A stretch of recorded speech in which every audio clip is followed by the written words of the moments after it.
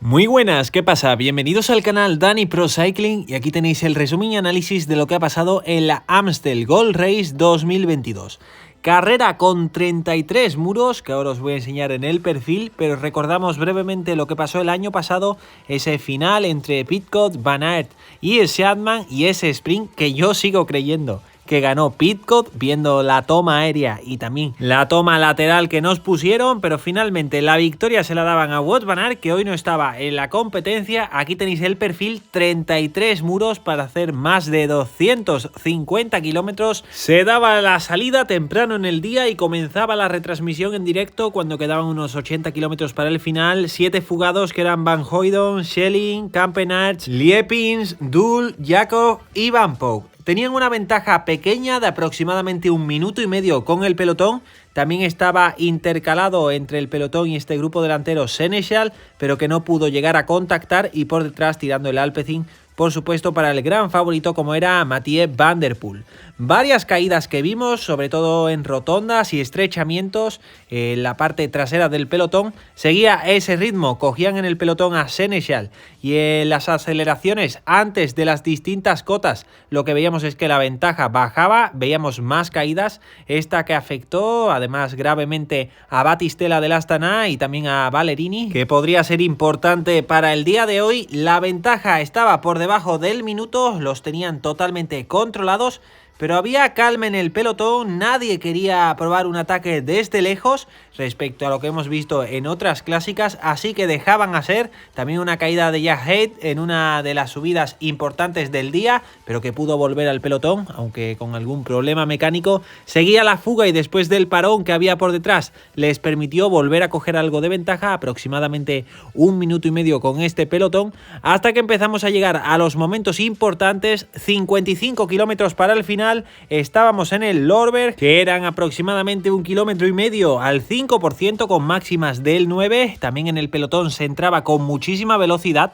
También volvían a reducir esa ventaja. 2 se quedaban en la fuga, que eran Campenaerts y Schelling, que no aguantaban ese ritmo que se estaba imponiendo en la fuga. Se adelantaban tanto Laporte como Turner, pero no era un ataque, sino simplemente que habían acelerado un poco el ritmo. Seguían los distintos muros y era ahora Liepins el que se quedaba en la fuga, y también por detrás el Alpecin aumentaba bastante más el ritmo, y esto provocaba que este grupo delantero cada vez fuera siendo más pequeño. Atacaba Tim Wellens, a su rueda Laporte, abrían un pequeño hueco, pero Laporte no quiso pasar al relevo en este momento. Parecía que el líder del Jumbo iba a ser para hoy Benoot, que le van mejor estos muros en este caso que a Laporte. También Van Hooydonck, su compañero, que tenía un problema cuando iba en la fuga, casi tiene una caída, pero la podía salvar gracias a un coche, y aunque perdía unos metros podía volver a contactar con sus compañeros de fuga. Pero por detrás el Ineos se ponía a tirar con Turner, por detrás estaba Van Barle, Kwiatkowski y Pidcock, todos esperando un ataque. Menos de 50 kilómetros para el final y seguía el Ineos pasando los distintos muros y aumentando la velocidad. Cogían finalmente al último de los fugados,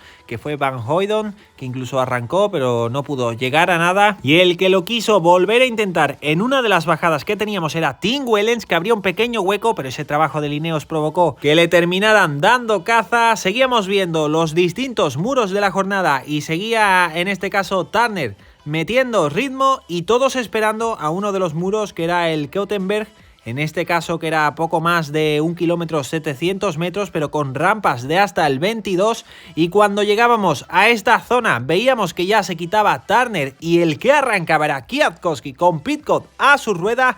Rápidamente veíamos que todos los favoritos se querían colocar bien, Cosnefroid también en ese tercer lugar, Benoot, Van der Poel o Asgreen también en esas primeras posiciones, pero el que arrancaba era Benoot. Gran arranque de Benoot y sorpresa, Van der Poel no podía estar en los primeros lugares e incluso se cortaba, aunque finalmente se juntaban estos 11 hombres que habían sido los más fuertes en el último muro y un grupo perseguidor pero que no podía dar caza y cada vez perdía más tiempo. Estos 11 hombres eran Van der Poel, Kwiatkowski, Pidcock, Cosnefroid, Benoot, Cam, Asgreen, Matthews, Kuhn, Hirschi y Dylan Teuns.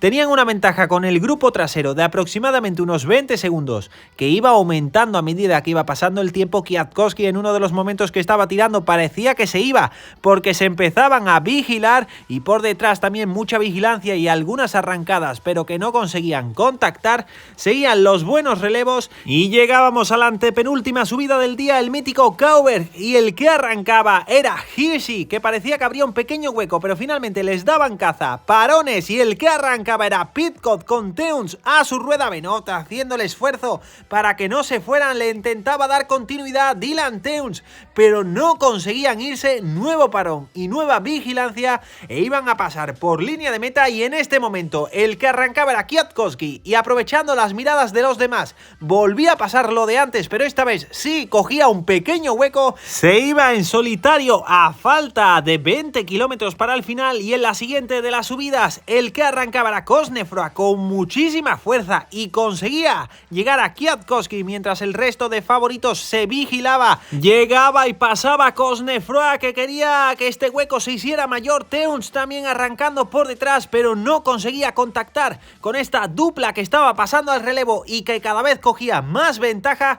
Por detrás empezaban a relevar nuevamente bien, cogían a Teuns, pero había un problema, y es que estaba Pidcock, que no pasaba al relevo obviamente porque estaba su compañero por delante, así que los otros tampoco pasaban con demasiada fuerza. La ventaja se estableció en unos 20 segundos y llegábamos a la última subida, al Bemellerberg, y el que arrancaba por detrás era Hirschi, pero no conseguía abrir hueco.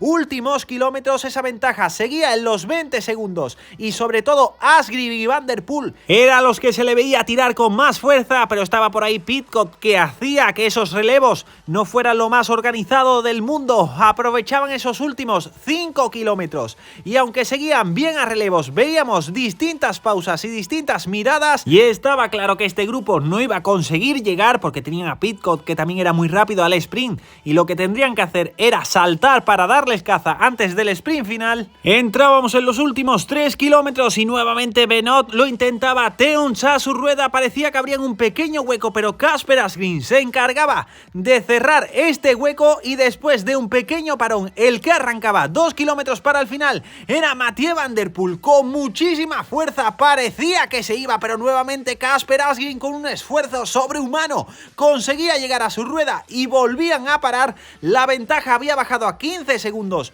Último kilómetro y medio, ya estábamos en esa zona vallada. Nuevo parón por detrás y pasaban por la pancarta del último kilómetro los dos fugados. Otra vez Van der Poel lo intentaba, Matthews se encargaba de darle caza. La victoria parecía que iba a estar en los dos de delante, Cosnefroy y Kwiatkowski, que mantenían esos 15 segundos. También veíamos que arrancaba Benoit, pero ya muy lejos. El sprint entre estos dos, y el primero en arrancar a 200 metros del final era Cosnefroy. Arrancaba con mucha fuerza, en los últimos 100 metros intentaba adelantar Kwiatkowski, finalmente golpe de riñón, y como el año pasado nos quedábamos con la duda y tendríamos que esperar a la foto finish para ver quién conseguía la victoria, el grupo trasero, que tampoco veíamos bien quién había quedado en primer lugar, esperando ese top 10. Lo único claro era que Benoit estaba en tercer lugar, e informaban que la victoria había sido para Cosnefroy. Desde Radio Vuelta, que es la radio de la organización, veíamos la cara de Kwiatkowski